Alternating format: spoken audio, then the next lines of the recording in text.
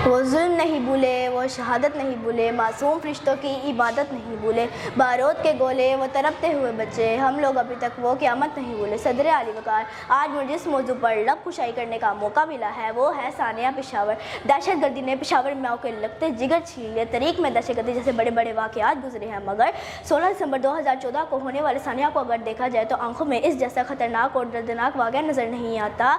16 दिसंबर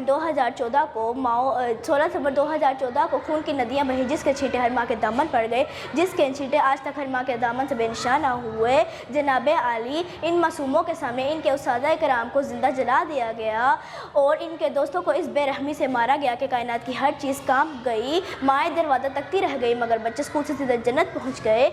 बिखरे जूते, बिखरे कलम, बिखरे राग इस बात का सबूत है कि इन बच्चों ने अपनी जान बचाने के लिए किस हद तक कोशिश की होगी, मगर हम इनके खून को रैगा नहीं होने देंगे।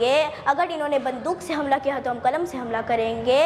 इस मुल्क की तकदीर अब हमारे हाथों में है, हमें इसको संवारना है। ये जुल्म हुआ, ये कैसा अंधेरा था, क्या 16 दिसंबर का दिन क़यामत से कम ना था।